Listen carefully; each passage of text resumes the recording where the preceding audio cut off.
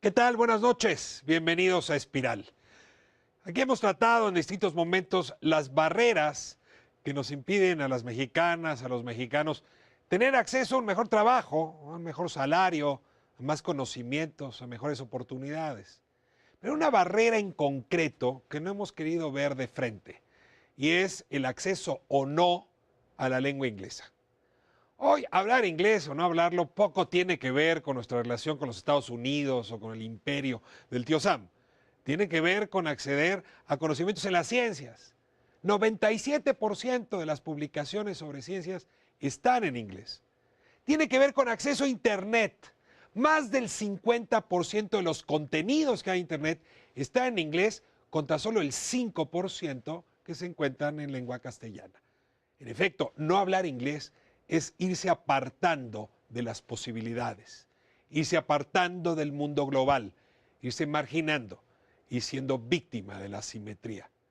Por eso se vuelve obvio que la política educativa debe incluir la materia, el estudio en inglés, la adquisición de las herramientas de esa lengua desde muy temprana edad.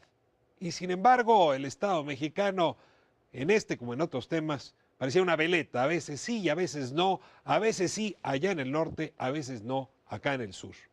La política educativa y el inglés es el tema de esta noche, tema que le va a interesar sobre todo si usted tiene hijos o piensa tenerlos. Comenzamos.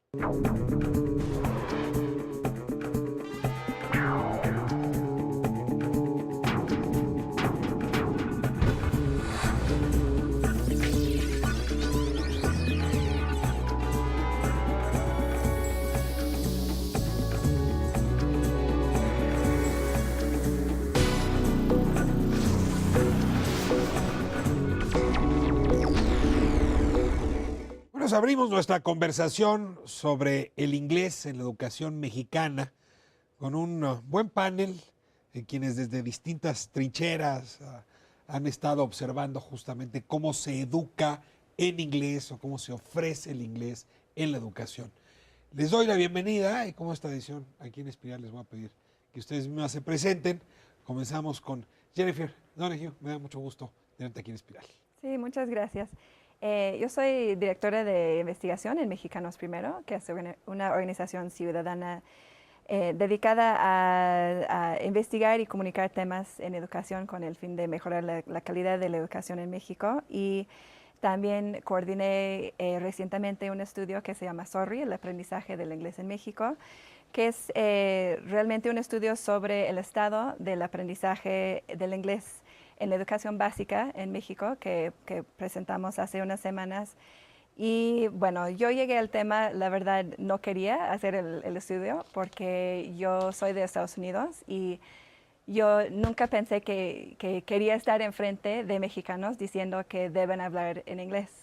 Pero me convencieron en el trabajo y bueno, yo creo que hablamos un poco más de eso, pero cuando yo empecé a investigar sobre las razones o la importancia de tener un dominio de lo que es la lengua franca, básicamente de nuestra época, cambié mucho de opinión sobre la importancia de ese idioma en la educación en México. El hecho de que tú fueras, digamos, nativa en inglés, ¿te inhibía para estudiar el fenómeno del inglés en México? Sí, ¿Por sí. qué? Porque yo entiendo y yo ¿Por qué sentías que imponías una visión tuya sí, o tú? sí, porque siento que hay mucha, o relacionamos mucho en México el inglés con Estados Unidos. Y esa es una El cosa inglés que, con el imperio. sí, y esa es una cosa que queremos nosotros como desmentir un poco, decir que el inglés es el idioma del mundo ahorita, que estamos hablando de 2.000 millones de personas en el mundo, ¿no? Que están hablando Es en difícil inglés. borrar 200 años de historia. Sí, Déjame, sí, vamos sí, a sí, dejarlo sí, ahí sí. y regresamos a este tema que es esencial. Julieta Sánchez, me da muchísimo gusto tenerla aquí en Espiral. Gracias, Ricardo. Soy Julieta Sánchez. Yo colaboro con el programa Inter-America Partnership for Education de la Fundación World Fund, que es una alianza entre el Centro Racias de Idiomas y Culturas y la Fundación World Fund para crear un programa de capacitación de maestros de inglés en escuelas públicas. Tenemos ya desde el 2007 aquí capacitando maestros de toda la República con casos de éxito que, bueno, gracias al al estudio de Sorry nos mencionan, tenemos un estudio del Banco Interamericano de Desarrollo que han mostrado que se cumple toda la filosofía de la metodología Racias, que es con la que trabajamos. Se cumplen estas metas con maestros mexicanos, con alumnos mexicanos, y bueno, pues eso nos da mucho orgullo. Yo soy maestra de inglés de profesión, apasionada de la educación, entonces pues este es un tema que me Parte de los interesa. hallazgos del documento Sorry, justamente de Mexicanos Primero, advierte que no hay profesores suficientes de inglés justamente para responder a los objetivos de pedagogía en inglés en la educación mexicana. Entonces, valdrá la pena mucho que nos cuentes esto, ahorita Así es. cómo resolver este como déficit tan grande de profesores con habilidades, no solamente para hablar inglés, sino para enseñarlo, en una sociedad que de un lado es reacia a aprender inglés, Así es. cierto límite, y segundo, que tiene todavía capacidades muy limitadas, sobre todo en la parte institucional, la política educativa. Así es. Le doy la bienvenida también a Pilar Aramayo. Me da mucho gusto que esté aquí con nosotros, Pilar. Gracias Ricardo. Yo soy directora de inglés del British Council México. El British Council es la organización del gobierno británico encargada de promover las relaciones culturales del Reino Unido con algunos de los 110 países o más de 110 países en los que estamos presentes a nivel global y bueno, en este caso México. Trabajamos en 3 áreas que son artes, educación e inglés. Y bueno, yo estoy al frente de los programas que van dirigidos fundamentalmente a profesores del sector público para profesionalizarse como docentes de inglés. No es que quiera en este programa hacer demasiada historia, pero el rechazo al inglés en el mundo no lo impusieron los estadounidenses, lo impusieron los británicos. El rechazo de los españoles al inglés, y habría que decir también de los franceses al inglés, luego se importó a las Américas. Nos valdrá la pena ver ahora cómo esos otros países han ido resolviendo su rechazo al inglés, porque no es que los franceses y los españoles hayan avanzado tanto como uno se imaginaría. Por lo pronto habrá que ver los números con respecto a México. Me da mucho gusto tenerla aquí, Pilar, y le doy ahora la palabra a Mercedes Caso. Bienvenida. Muchas gracias, Ricardo. Yo soy oficial de programas en la US Mexico Foundation, es una fundación binacional que existe desde hace 6 años y es una fundación que tiene 2 objetivos clave recientemente definidos. Uno que tiene que ver con el fortalecimiento de la sociedad civil en México, de la participación de la sociedad civil en México, por medio de la educación formal y no formal. Y por el otro lado también tenemos como misión el promover un acercamiento y un entendimiento mutuo entre México y Estados Unidos con temas de relevancia binacional. Nos ha parecido desde hace unos 3 años para acá que una de las maneras de mejor entendernos es hablarnos y poder comunicarnos. Entonces por ahí es por donde empezamos a ver, bueno, ¿y qué pasa con el inglés en México? Y la primera sorpresa fue que hay muy poca información. Ahora agradecemos este nuevo estudio que salió hace unas semanas de Mexicanos Primero, pero sabemos que hay poca información, pero desde entonces evidentemente existía en ese momento, me acuerdo, la CEP hablaba de un déficit de 90,000 profesores para el sistema de educación pública en México. Ahora el reporte creo que habla de 300,000 profesores, entonces no vamos mejorando. Nos interesaba entonces ver de qué manera podíamos colaborar con el tema de déficit en calidad y cantidad de profesores en México y por el otro lado también explorábamos el efecto que tiene el no dominio o poco dominio del inglés para la empleabilidad y la competitividad. Te agradezco muchísimo. A ver, déjame arrancar con una primera idea, una primera provocación. Si ahora hablamos con los funcionarios de la CEP o con el padre de familia o con los maestros, a nadie le cabe duda que es indispensable saber matemáticas o saber español, redactar, saber leer. Vamos a hacer aquí, supongo, también una defensa de ciencias, aunque salgamos tan mal en los reportes, es importante saber cómo operan las ciencias. Pero sí me temo que habría duda sobre el papel del inglés. Es decir, de entrada, sospecho que nadie lo pondría en ese mismo lugar. Si fuera una pirámide de conocimiento, el inglés no estaría en los primeros, digamos, en la parte más visible del iceberg. Matemáticas, ciencias, sí, digamos, lectoescritura, sí, pero no inglés. A ver, quiero que me digan por qué en México y qué puede uno decir de otras sociedades, ¿no? Que no son angloparlantes al origen, pues.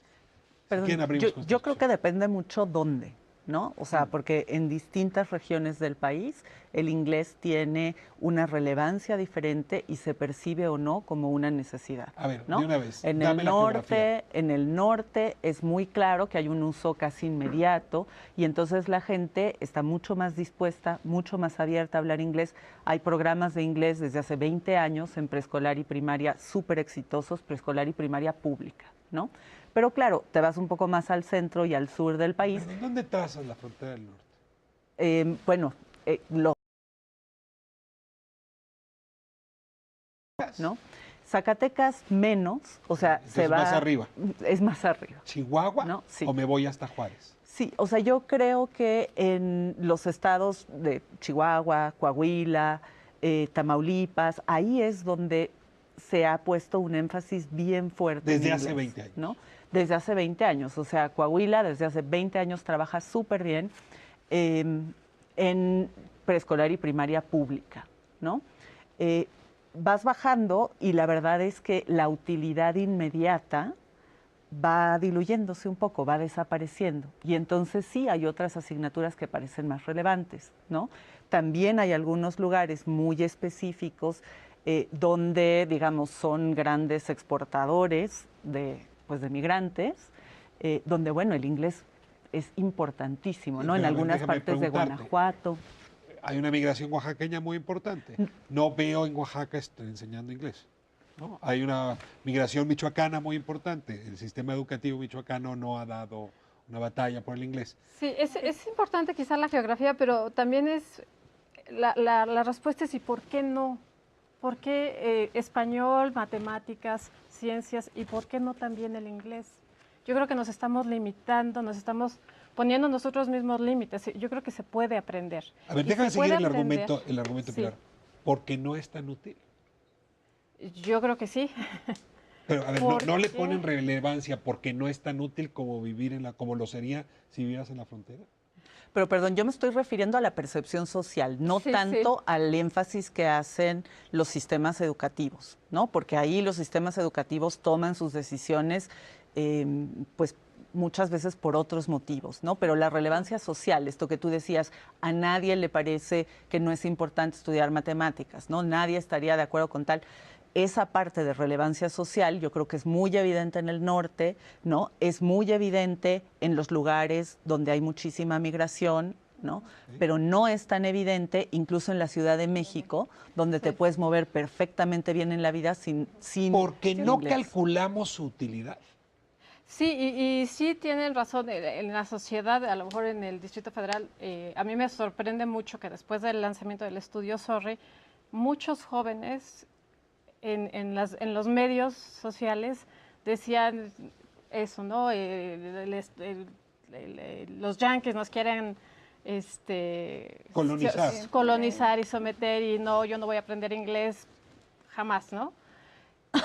Pero están usando medios sociales que están en inglés, ¿no? Todos tienen nombres en inglés, los están usando. La comunicación ahora globalizada es en inglés, es la lengua franca y no es nada más para hablar con Estados Unidos o con la Gran Bretaña, es para hablar con un ruso, para hablar con un chino, para hablar con el mundo entero, para mostrar nosotros nuestra cultura hacia afuera y que lo entiendan, poderlo A mí me comunicar. gustaría agregar un caso, algo que me sucedió real en la Feria de las Culturas que organizan en el Zócalo de la Ciudad de México.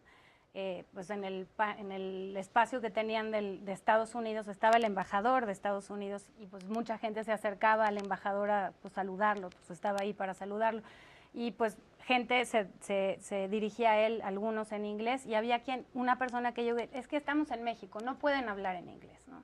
Entonces, digo, tenemos desde ese lado de personas que lo ven casi como algo que los violenta, que es agresivo, ¿no? Como de este imperio al que te refieres. Y por el otro lado, yo creo que más y más hay personas que encuentran motivaciones no solo por el mero propósito educativo, aunque claro que lo hay, pero hay muchas otras motivaciones de por qué hoy hay que saber inglés.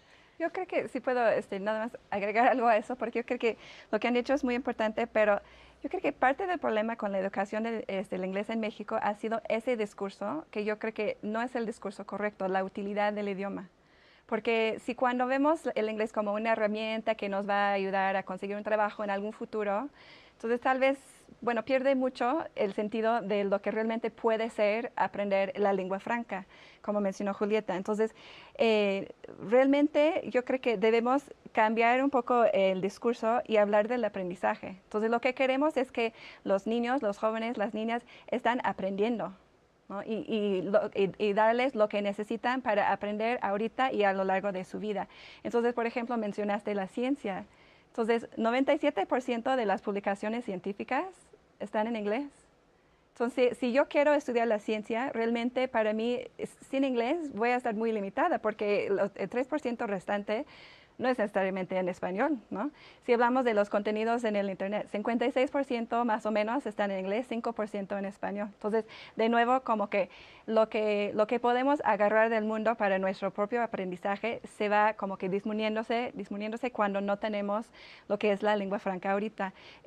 Pero del otro lado también el impacto que tiene en el desarrollo neurológico. Entonces, eso para mí en el proceso de investigación fue algo muy impresionante. Entonces, tenemos muchos estudios, ya evidencia contundente de que aprender otro idioma, no necesariamente tiene que ser inglés, pero de aprender una segunda lengua ayuda con la comprensión, con la flexibilidad mental. Entonces, los bilingües son mejores en matemáticas. Que te dé Alzheimer.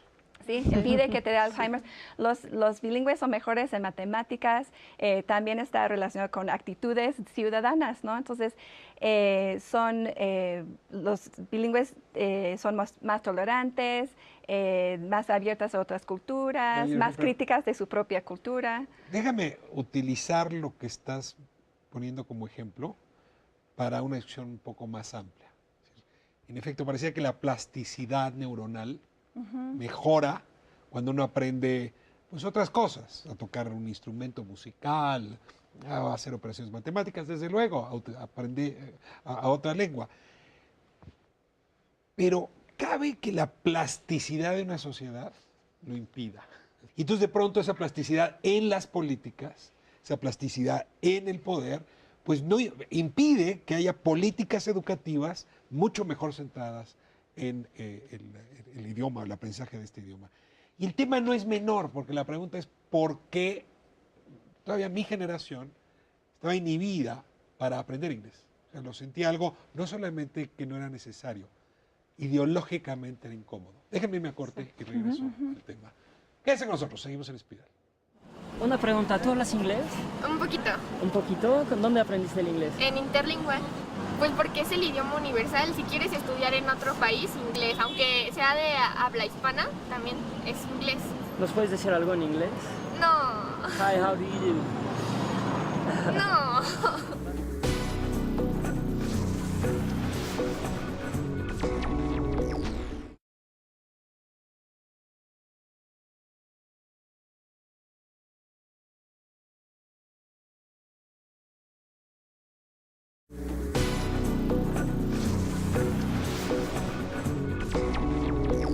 Es importante porque últimamente todos los artículos que han salido, la información importante está muy en inglés y ya muchas veces ya enfocado en mi carrera, la buena información, se encuentran artículos en inglés, libros en inglés y pues... ¿Qué carrera es esa? Químico, bacteriólogo y parasitólogo. You're watching Canal 11 and I'm Jesús. Estamos de vuelta en Espiral hablando del inglés en la educación. Y bueno, tanto Pilar como Julieta trajeron aquí una discusión interesante y era ¿qué tanto se percibe como conveniente por parte de los padres, de la población, que los niños aprendan inglés? Ya Pilar nos decía, bueno, en el norte se percibe de una forma, en el centro de otra forma. Julieta nos decía, bueno, hay intereses, percepción sobre la utilidad, pero... mi pregunta en realidad tiene que ver con qué tanto se percibe por el operador de la política pública que el inglés es importante. A ver, lo voy a poner más fuerte. ¿qué tanto se percibe que el modelo pedagógico mexicano debería poner al inglés como indispensable? Y les pido la mayor honestidad. Creo que el trabajo que hizo Mexicanos Primeros de Sorry nos da una buena pista, pero tenemos otros insumos que quisiera que pusiéramos aquí en la mesa. En su evaluación, del 1 al 10, ¿qué tan importante es para el modelo pedagógico mexicano y sus operadores que el inglés sea referencia importante? Yo creo que, bueno, no sé, en la escala de 1 a 10, tal vez un 3, algo así. Lo que vemos cuando hicimos la revisión de la política... ¿Un 3 sobre 10?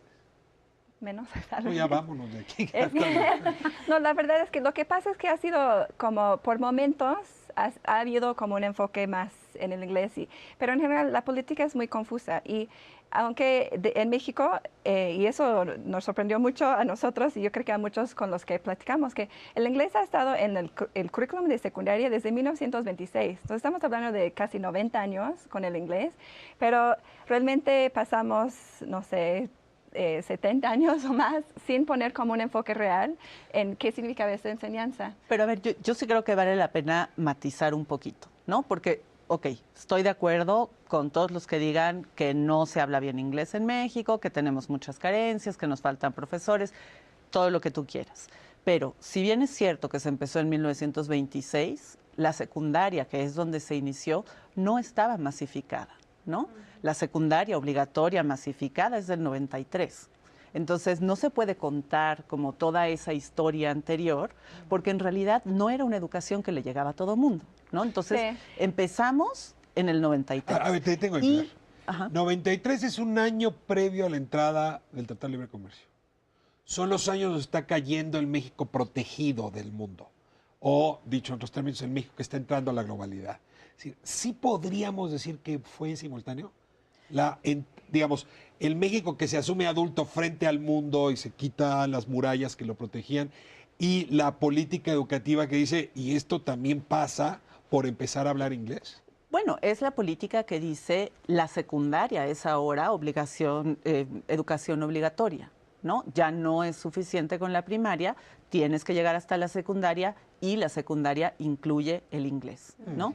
Y sí creo que también hay que reconocer un cambio de política muy importante en 2009, cuando se introduce el Programa Nacional de Inglés en Educación Básica. Eso es un cambio fundamental porque es por primera vez ponerlo sobre la mesa y decir esto tiene que estar en el currículo nacional desde preescolar, ¿no?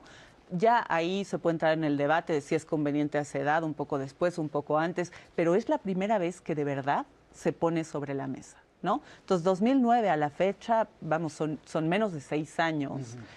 La primera generación de PENIEV... un poco, perdón, pero ahí el tema es de que a partir del 2014 el PENIEV, este gran programa que estuvo en vigor, ¿PENIEV, 5 años, programa de inglés? Programa Nacional de Inglés en Educación Básica.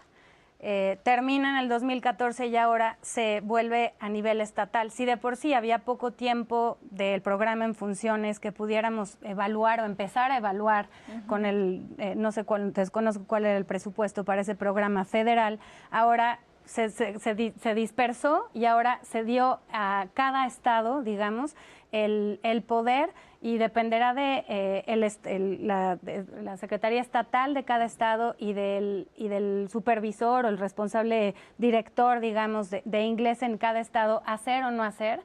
A ver, déjame ver si no más entiendo bien. 93, educación secundaria obligatoria. 2009, la federación lanza como desafío, como reto, incluir de manera consistente en la currícula el inglés. Fue, perdón, en 2009, de 2009 a 2011 fue piloto y entonces fue a partir de 2011 que entró en vigor en todas las escuelas de educación básica. Así de reciente. Y a partir, tú reclamas que a partir de 2014 se le entrega a los operadores estatales, que probablemente los de Tamaulipas se lo vayan a tomar muy en serio y quizá los de Oaxaca no, la operación del inglés. Ahí estamos trazando cómo se ha construido esta política. Es correcto. Eso mismo ya es elocuente, yo digo. Pregunta, y ustedes conocen bien al gremio magisterial. Cuando hablo de operadores, no solo estoy hablando del secretario de Educación Pública, ¿no? Estoy hablando del operador directo en la supervisión, en la dirección, frente a clase, ¿no?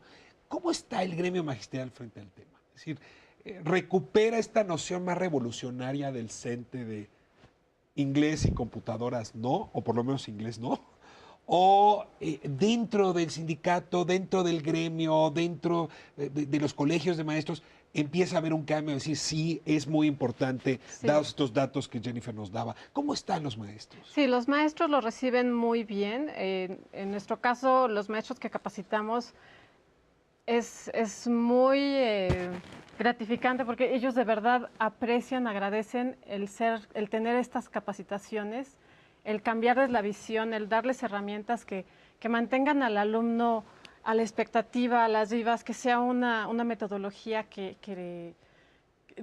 divertida para aprender el idioma. Que no se sienten vendidos, vendepatrias, afiliados al imperio. No, para nada, no.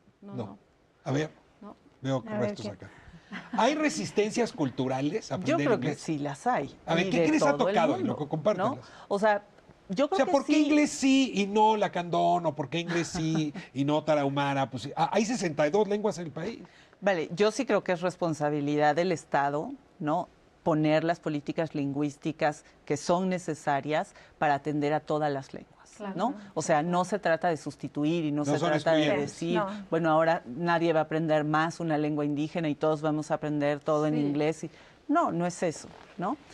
Creo que hay que reconocer que sí hay ciertas resistencias culturales. Creo que también pasa por un tema del tipo de contratación que tienen los maestros. En general, los maestros que están trabajando en preescolar y primaria no tienen en este momento plazas formales, ¿no?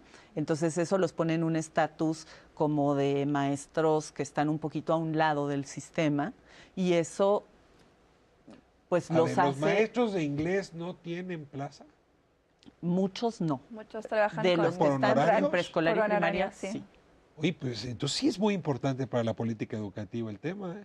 Sí. De 3 nos bajamos a 2 sobre 10. Sí. Las resistencias, ¿tenías tú alguna observación? De las resistencias al culturales. Inglés. Bueno, yo más bien me gustaría poner aquí, empezar a pensar que sí hay personas que tienen que empiezan a tener otra mentalidad. Y esto sobre todo lo diría a raíz de la migración de retorno en México. Somos un país históricamente que ha enviado a un alto número de personas a Estados Unidos. Una diáspora. Una diáspora significativa por muchas décadas y que eso de alguna manera ha acercado y eso yo creo que modifica un poco la percepción que tenemos así como muy rígida de que el imperio y tal. Finalmente esto también flexibiliza y estas personas han tenido experiencia bicultural, ¿no? De alguna manera. Si el inglés puede empezar a ser o es ya una forma de comunicarte con tu familia. Que es distinto ya que comunicarte con Washington y con el tío Sam. Es definitivo, eso es un uso cotidiano. Y aquí a lo que quería llegar es que a partir del 2007, a raíz de la política migratoria en Estados Unidos, que se ha reforzado, y por el otro lado, a raíz de la crisis económica, ha venido una diáspora, pero de regreso a México. 2.5 millones de personas migrantes que vivieron en Estados Unidos por diferentes etapas de tiempo, han vuelto a México, de los cuales se estima medio millón de ellos son jóvenes, los que llamamos dreamers, retornados. Son dreamers, son jóvenes que nacieron en México, pero se fueron de muy temprana edad a Estados Unidos y allá cursaron la escuela y tal, y en muchos casos terminaron el high school, bueno, la preparatoria, o llegaron a hacer universidad, o tienen trunca la universidad, pero muchos de estos jóvenes a raíz del 2007 han vuelto, medio millón de ellos, se estima, y ellos son personas que pueden acercarnos a entendernos, digamos, a cambiar esta percepción. ¿Los ha aprovechado el sistema educativo? Porque ahí hay un semillero de maestros. Ahí es en donde la US Mexico Foundation, perdón que continúe, pero ha tenido como esta intención de ver una oportunidad tanto para ofrecerles a ellos un espacio, porque llegan en búsqueda de oportunidades laborales o académicas a México, y lo que estamos haciendo en un programa piloto que estamos haciendo en alianza con la Embajada de Estados Unidos, la oficina, particularmente la oficina regional de inglés para México y Centroamérica, y con una organización que se llama Dream in México, que fundaron estos jóvenes. Acá en México estamos tratando de identificar, De involucrarlos. para capacitarlos y certificar la habilidad que ya tienen. A ver, déjeme regresar a algo que Jennifer planteaba hace un momento. Decías, es una barrera hoy, siglo XXI, el mundo globalizado, no hablar inglés. Es decir, el costo es muy elevado. Ponías dos elementos que me parecieron importantes. 56% de los contenidos en línea están en inglés y solamente 5% en español, ¿no? O sea, la capacidad de traducción de los buscadores como Google no es mucha. No. Decías, producción de inteligencia científica, 97%. Varía dependiendo del campo, pero va entre 87 y 97%. Es una cantidad enorme. Es decir, no hay forma de acceder a eso. No es como era el latín, que unos cuantos lo hablaban. O sea, literalmente es apartarte del mundo. Y voy a añadir un dato más. Nuestros hijos, y luego los hijos de nuestros hijos, están mucho más expuestos al inglés de lo que estuvimos nosotros, nuestros padres y nuestros abuelos. A la televisión, al cine, a las series, en las distintas aplicaciones. Es muy probable que les sea más próximo el inglés de lo que fue a las generaciones anteriores. Pero cuando llegan a clase, el profesor no puede entender qué le está pasando a ese niño que se está informando en inglés. Y entonces puede construirse una barrera entre el maestro y el niño justamente porque el maestro no maneja el inglés. Entonces estamos ante un problema mayor, de doble barrera, entre el maestro y el niño y entre el niño y el conocimiento. A ver, ¿qué nos dice el documento SORRI sobre estas barreras? ¿De qué tamaño son? Ya nos dijiste qué tan importante es para la autoridad, pero déjame hacerte la pregunta en términos generales. ¿De qué tamaño son esos déficits, esa brecha, déjame llamarla así, que hay entre niños y el conocimiento y entre maestros y los niños? Realmente la brecha es enorme, casi podemos decir que es una brecha completa entre los niños y el dominio del idioma inglés. Nosotros desarrollamos y aplicamos un examen del uso y comprensión de inglés para jóvenes terminando secundaria. Entonces, aplicamos ese examen. 15 años. Primer año de bachillerato. Entonces, habían salido en julio de la secundaria y aplicamos el examen en septiembre en primer año de bachillerato. Y de los casi 5,000, que fue una muestra representativa en 11 ciudades en México, lo que encontramos es que 80%, entonces 4 de cada 5, tenían un desconocimiento total del idioma. Entonces no podían contestar, por ejemplo, la pregunta ¿cómo te llamas? En inglés. Entonces ese es 80%. También lo que nosotros queremos ver fue... Solamente 2 de cada 10 podían contestar la pregunta ¿cuál es tu nombre? De esa pregunta en específico varía, ¿no? Yo creo que fue más como la mitad. Los colores. Pero los 5 colores o los colores básicos. Sí, entonces de responder a una pregunta muy sencilla, de escuchar algo muy sencillo, de leer. Tuvimos un correo electrónico, por ejemplo, y no podían identificar el teléfono, la dirección, el nombre de la persona que escribió el correo. Entonces, así cosas como muy sencillos que realmente no vas a poder comunicarse ni hacerte entender, ni... O sea, son muchachos nacidos en el 2000. 8 de cada 10 muchachos nacidos en el 2000 no pueden identificar un teléfono o un nombre en un correo electrónico. En inglés. Sí, efectivamente. ¿Y los maestros? 8 de cada 10. Bueno, nada más para terminar con los alumnos, nosotros medimos por niveles, que son los niveles que se establece en el programa que mencionó Pilar de la SEP, del PENIEV. Entonces, se supone que deben llegar a un nivel que se llama B1, que es como un nivel intermedio, y lo que encontramos es que 97% no llegan a ese nivel. Entonces, básicamente estamos hablando de que nadie... Perdón, pero B1, ¿qué quiere decir? Es intermedio, ¿no? Que puedes tener una conversación sencilla, de que puedes... Pero sencilla quiere decir, puedes ir al supermercado y comprar algo, sí. O puedes decir buenos días o dame de desayunar, o sencilla quiere decir... un poquito más elaborado, ¿no? Que puedes elaborar un texto en inglés, pero texto corto, que puedes responder a algunas preguntas, que puedes leer un texto corto y entender y responder a algunas preguntas sobre el texto. O sea, si un buen inglés es 10, ¿qué calificación sería este B1? B1, no sé cómo... Bueno, el B1 corresponde al marco común de referencia europeo, que establece 6 niveles, en realidad 3, A, B y C, y cada uno se subdivide Ok, en y dos, B1 1, está 2 en y medio. 3. Sí. Entonces B1 está justo en medio. 97% está abajo de B1. Sí. Y esos son jóvenes Perdón, que solo quisiera ahí un puntito, ¿no? Porque decir que se midieron con respecto al parámetro del PENIEB, pues está bien, solo hay que tener en cuenta que esos alumnos no son resultado de Sí. PENIEB, No, ¿no? Esos alumnos solamente estudiaron 3 años en la secundaria y conocemos ya Por muy eso, bien las nacieron en el carencias de la 2000. secundaria. Tienen ahora alrededor de 15 años y de esa población mexicana que nació en el 2000, 97% no está en ese nivel.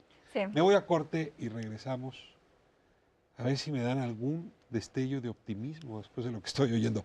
Quédese con nosotros, continuamos. ¿Tú hablas inglés? No, ¿Nada de inglés? no, pues sí es muy importante, porque ya en todos los trabajos están pidiendo que hables inglés. ¿Y cómo lo vas a hacer? Pues tal vez con un curso. ¿Es algo que estás considerando? Sí, es lo que estaba buscando ahorita.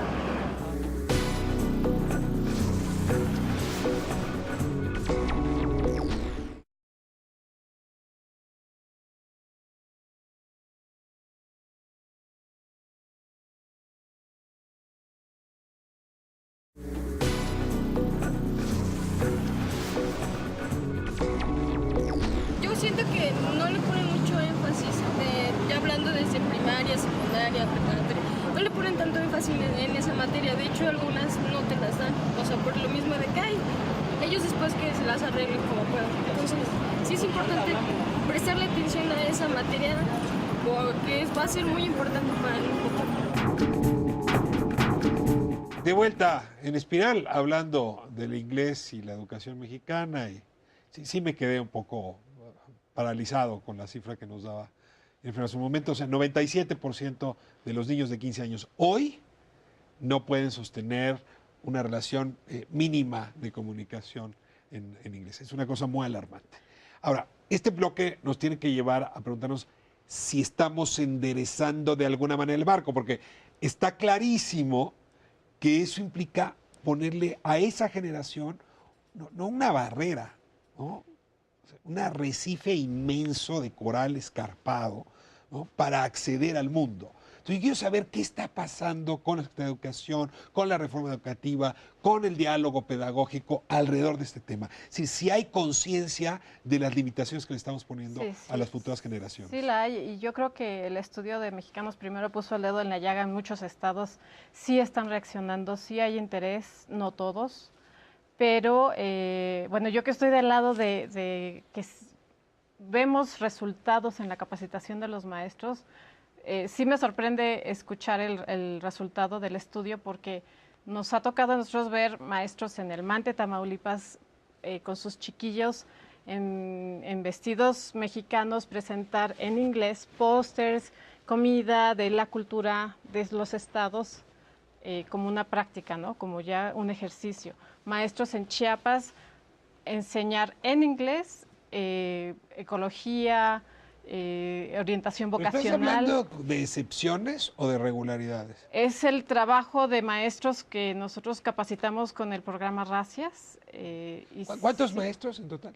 Tenemos capacitados ya cerca de 2,000 maestros. 2,000. Que a la vez los capacitamos para que a su vez capaciten a más maestros. Esto es un efecto ¿Cuántos son más o menos? Pues no, ahorita estamos empezando un programa piloto que... 500, 100. No, queremos, de estos jóvenes que les digo con este perfil, queremos identificar a 120 y de ahí van a terminar con una certificación 60. Pero es piloto con la idea de que el esto pueda documento tener dice una que necesitamos 300,000. Así es. ¿Cuántos hay? A ver, con toda honestidad, ¿cuántos hay? Nosotros con los datos que tenemos del censo educativo contamos que en escuelas públicas en México tenemos un poquito más de 50,000 ahorita. O sea, nos faltan 250,000 instructores de inglés. Bueno, ese es un estimado porque lo que hicimos fue contar el número de escuelas con un maestro de inglés. Porque tenemos 50,000, tenemos que sería más o menos... ¿Le hicieron un examen de inglés a los maestros? Sí. ¿O preguntaron si hablan inglés? También aplicamos el mismo examen a maestros de inglés de secundaria. ¿Cómo nos fue con el examen? Desafortunadamente, no muy bien. Lo que encontramos fue que más de la mitad de los maestros de inglés en secundaria no llegan al nivel donde se supone que sus alumnos deben estar. Sí, no llegan al nivel ¿La de mitad? La mitad, más de la mitad. O sea, cobran 52%. como maestro de inglés y no hablan inglés. Sí, 15% estaban en el nivel A0 de desconocimiento total. A ver, ahí hay una falla estructural seria, por no llamarle una maldita hipocresía. ¿Cómo la calificas? ¿Te tocó trabajar en la SEP? Sí. ¿Cuál es la mirada desde dentro de la SEP frente a este tema? Bueno, hay un tema ahí histórico, ¿no? Que tiene que ver con sindicatos, con cómo se obtenían las plazas, etcétera. No bastaba hablar inglés para dar clases de inglés. Claro, ¿no? Y bueno, también era un tiempo en el que como no se consideraba una asignatura, ¿no? Ni siquiera, era como un extra que se daba en la escuela Macramé antes de e que inglés. fuera obligatorio, más o menos. Pues entonces no importaba mucho si quien enseñaba era un profesional o no. Después vino el tema de meter la licenciatura en las escuelas normales, pero no se exige en todas, en algunas sí, no se exige un nivel para graduarse, ¿no? Yo creo que ahí hay un punto súper claro que se puede atacar, decir, bueno, a ver, para graduarte como maestro de inglés tienes que demostrar este nivel, ¿no? Creo que es lo mínimo que se exigiría. Para graduarte como maestro, punto. O para graduarte como maestro de inglés. O sea, a ver, te lo pregunto. Piensa en el México del futuro. Idealmente, ¿puedes tú como maestro acceder a conocimientos que hoy están en esta nube global de información sin hablar inglés? Bueno, mira, el discurso oficial, digamos, es que hay ahora 4 semestres de enseñanza obligatoria de inglés en las escuelas normales, ¿no? ¿Quiénes son los que están impartiendo esos 4 semestres a todos los estudiantes de las escuelas normales? No sé. ¿Cómo lo están haciendo? Tampoco lo sé, ¿no? De lo que yo sí te puedo hablar es del trabajo que hacemos en el British Council. Durante los últimos 30 años, el British Council ha estado súper comprometido con la formación de docentes de inglés, no solo en educación básica, también en educación superior, y hemos certificado alrededor de 50,000 profesores en México, ¿no? Pero sí es un trabajo que, bueno, toma tiempo, no vamos a poder sacar maestros de la nada, pero yo creo que donde se tendría que empezar a trabajar es en las escuelas normales. A ver, yo quiero regresar a esto que Mercedes nos alertó sobre estatizar, volver de los estados, ¿no? Regionalizar la decisión de cuánto inglés, cómo el inglés, qué modelo pedagógico en inglés. Pero antes de eso, sí quisiera retomar una ventaja casi geográfica. ¿No es complicado pensar en un proyecto que lleve niños a estudiar los veranos a Estados Unidos? O sea, que puede parecer una locura. Pero uno observa en Europa, por ejemplo, el programa Erasmus, y hay recurso público para que salgan de sus respectivos países y se eduquen algunos meses, no es que un año, en otro idioma. En México el dato es duro. Solamente 3 de cada 10 mexicanos han dejado el país. A ver, yo me pregunto si no tendría que ser este un objetivo de la economía número 13 del mundo. Segundo, teniendo tantos mexicoamericanos, si no tendríamos que tener una política de atracción los veranos. No de 150, es decir, de miles de mexicoamericanos o de latinos que puedan en los veranos venir a dar clases. Son 2 larguísimos meses. ¿Ok? ¿El sindicato se sentiría muy agredido si se ven sustituidos? A ver, no es una cosa, dices, tienes razón, cuesta trabajo generar a los maestros, pero no tanto, ¿eh?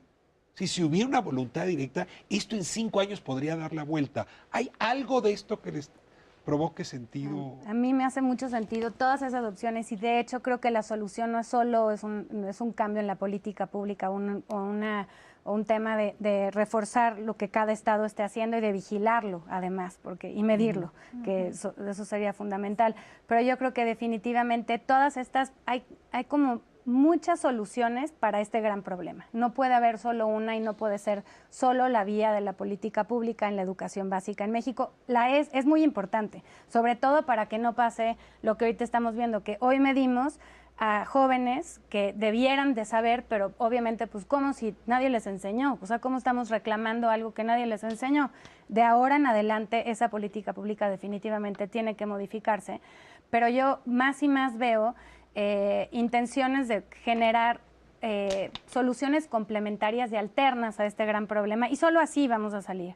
En ese sentido, creo que es benéfico el que el gobierno de Estados Unidos y el gobierno de México armaron este foro bilateral de educación superior, investigación e innovación, FOBESI, y dentro de ese grupo, dentro de ese foro hay uno específicamente responsable de la adquisición del idioma. Entonces, hay un fomento más activo que antes al tema de intercambios. ¿Eso quiere decir? ¿Y hay más dinero?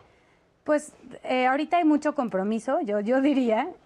Yo creo que amor que no se muestra en la cartera no es amor. Ha atraído a nuevos actores al entorno, y yo creo que sí han logrado por lo menos que se sumen otros actores y que aporten para generar esto.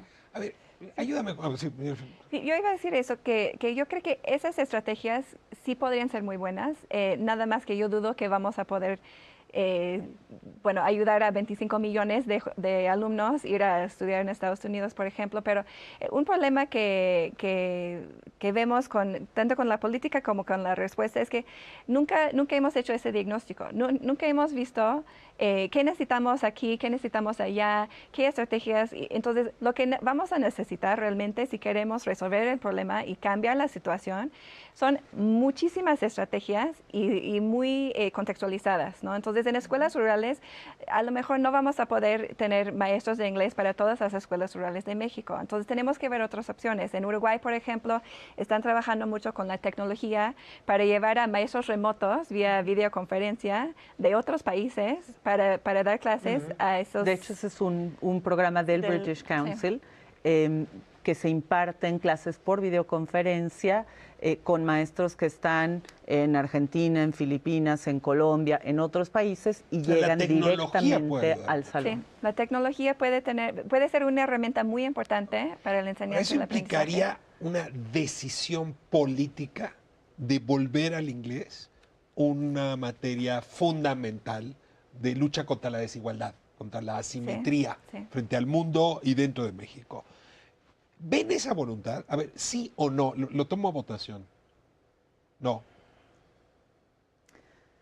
Mucho más que antes. O sea, más parecido al sí que el no. Sí, yo también pienso de manera positiva, y yo creo que es tarea de todos. No es nada más la Secretaría de Educación, Turismo debe de estar muy involucrado. Yo creo que ya no es opcional. Tampoco para ellos. A ver, ya no es opción, pero tú metiste aquí el ruido más grande. A ver, si lo mandas a los estados, es que no es una prioridad nacional. Sí. Yo creo pero es que a mí me deja frío eso. Pero ¿sabes qué? Imagínate que el aprendizaje de matemáticas fuera opcional de la autoridad de Chiapas, de Guerrero, de Veracruz o de Baja. A ver, no es opción aprender o no aprender matemáticas, no es opción aprender o no aprender español, no es opción aprender o no aprender ciencias. ¿Por qué puede serlo aprender o no inglés? Sí, yo creo que, por ejemplo, eso que hablamos del PENIEB, ¿no? Que fue un gran avance de armar un programa nacional de inglés, pero duró unos pocos años, ¿no? ¿Por qué lo echaron para atrás? Ustedes saben por qué. Compártanlo con el auditorio. ¿A quién le echo la culpa? Yo creo que se acaban un poco las voluntades políticas, ¿no? Van cambiando los intereses, van cambiando los tiempos, y entonces, lamentablemente, como muchos otros programas, no, yo no estoy diciendo que sea una persona, ¿no? Yo creo que cambian los equipos, cambian como los intereses y los énfasis, y bueno, sí creo también que el inglés compite con muchas otras prioridades educativas nacionales, ¿no? O sea, no es inglés todo lo que necesitamos. Este Perdón país, que me ría en términos de educación... Pero a ver, una prioridad nacional es entregar una laptop o una tableta cuyo sistema operativo está en inglés, cuyos mejores programas están en inglés, pero no voy a enseñar inglés. A ver, ¿me ayudas a entender esa prioridad cambiante? No, bueno, yo creo que hay muchas cosas que no se están atacando como se debería, pero también creo que hay otras prioridades que resolver, porque si nos sentamos aquí a discutir a lo mejor el tema de lectura en español, ¿no? Veríamos resultados a lo mejor muy parecidos a los que describió Jennifer hace un momento, ¿no? Entonces, sí creo que la Secretaría tiene que poner como a lo mejor la mira en ciertos objetivos y algunos otros no es que dejen de ser obligatorios o que se vuelvan opcionales, ¿no? Pero la operación queda como responsabilidad de los estados. Tomo esta intervención tuya, Pilar, como conclusión. Tenemos 30 segundos cada quien. Mercedes, seguimos contigo. Bueno, yo en este caso pensaría que puede convertirse en una oportunidad para los estados el asumir esa responsabilidad y sí, a nivel estatal, proceder y hacer algo, sobre todo porque las fuerzas económicas migratorias ya hacen que los estados de maneras específicas y estratégicas a nivel donde están ubicados requieran el inglés y ya no sea solo la opción que nos gusta, bueno, que hemos pensado que ha sido, ¿no? 30 segundos. Yo creo que todo este tema nos está llevando a empujar al gobierno desde varios actores a impulsar que el inglés se dé en México, la enseñanza del inglés. Jennifer, te toca cerrar. Yo también, lo que hemos visto en países donde sí han podido hacer un cambio muy importante y convertirse en países multilingües y interculturales es la necesidad de tener una política de Estado, una política que trasciende una administración, que es intersectorial, intersecretarial también, que involucra a toda la sociedad y por eso vamos a necesitar como mucha participación ciudadana, muchas coaliciones entre actores de los varios sectores para poner ese tema en el centro, porque si no lo hacemos, el gobierno no lo va a hacer solo. Les agradezco muchísimo la oportunidad de esta conversación. Muchas gracias a usted por habernos permitido entrar a sus hogares y no deje de pensarlo así. No es una muralla china lo que separa a sus hijos de las oportunidades. Es una muralla en inglés. Y si no hay una exigencia ciudadana para que el Estado la derrumbe, esas oportunidades seguirán extraviándose. Nos vemos próximo miércoles, aquí Canal 11 en Espiral. Gracias.